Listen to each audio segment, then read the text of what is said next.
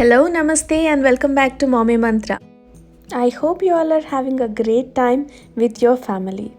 Before we proceed into the video, a small request to subscribe to Mommy Mantra, hit the notification bell, and like the video if you enjoy watching it. Today, I am going to show you how to make Ras Malai. It's a milk-based dessert originated from West Bengal, which has won many hearts all over the world. Please do check out the free printable recipe attached in the description box below for detailed instructions, tips and tricks for the recipe. Before getting into the recipe, let's check out the ingredient list.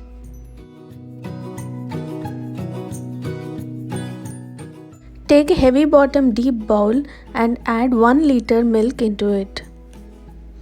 For this recipe, only whole milk or full fat milk works. 1% or 2% or fatless milk doesn't work. I am taking 2 spoons of lemon juice here, diluting it with 1 spoon of water. Once you see the milk boiling, start adding the lemon juice gradually, a spoon by spoon. Mix it well, and once you see the milk curdle, do not add more than 1 spoon of lemon juice because then our chana will start tasting little sour like lemon. It will have the smell and taste of lemon. We don't want that. That is why we have diluted the lemon juice. After a few minutes, you see the protein of the milk settling on the top layer. This is the time we need to turn off the stove. Take it off the flame once you off the stove and let it cool down for 5 minutes. After that, take a cheesecloth in a sieve and filter out the chana. Any clean cloth will do. You can use this water from milk, which is called whey, for kneading dough or in your juices as it is very nutritious. Don't forget to wash the chana or paneer with clean water to take out any remaining lemon flavor. Take a cup or a glass and press out all the remaining water from the chana, and it should look something like this: soft, crumbly, but not dry like paneer. Let's keep this aside for 20 minutes and start making rabdi. For rabdi, take a heavy bottom pan and pour 1 liter of milk into it. I am using full fat milk here again. Once the milk gets to a boil, I am adding cardamom powder, around 1 tablespoon of cardamom powder. After mixing it all well, let's take 4 to 5 spoons of milk, hot milk, into a bowl and add 2 pinches or 1/8 spoon of saffron into it. Once you see a nice yellow color by mixing it all well, pour it back into the rabdi.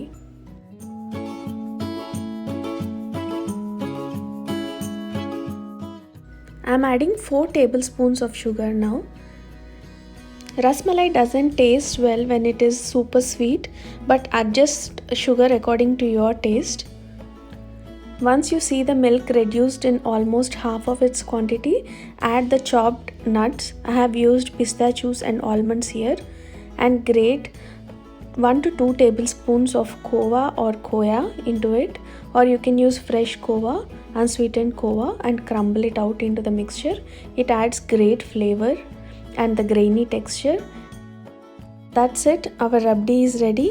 Let it cool down for around 20 minutes. Meanwhile, let's start making sugar syrup. For that, take a bowl and take 1 cup of sugar into it, and I am adding 7 cups of water. It is the ratio 1:7.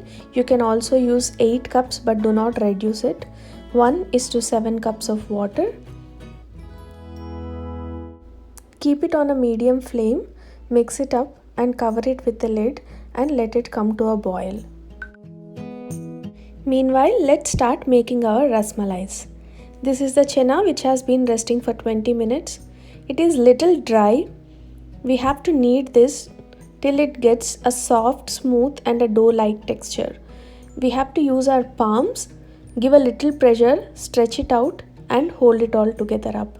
In this process, we need to knead the dough till it is soft, smooth and it has no cracks.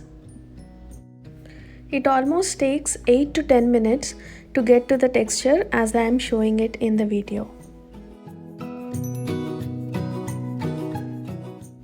Once you see this texture, Take a small dollop, round it up and flatten it out into a 1 centimeter thickness cookie-like shape. Repeat the process and make all the rasmalais. Try to keep the thickness little thick than I am showing it in the videos. I felt they were little flat. You can make them little thicker.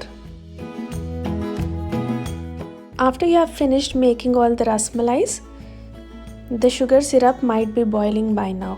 Add them one by one into the syrup.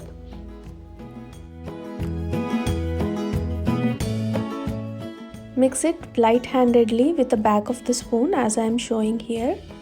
Cover it up and let it boil for 15 minutes. After you see them doubling in size and floating like this is how they look after 15 minutes. Turn off the stove and you can transfer them to rabdi. Squeeze out the excess sugar syrup and put it in the rabdi. Using a spoon, squeeze out the excess sugar syrup and drop it into the rabdi.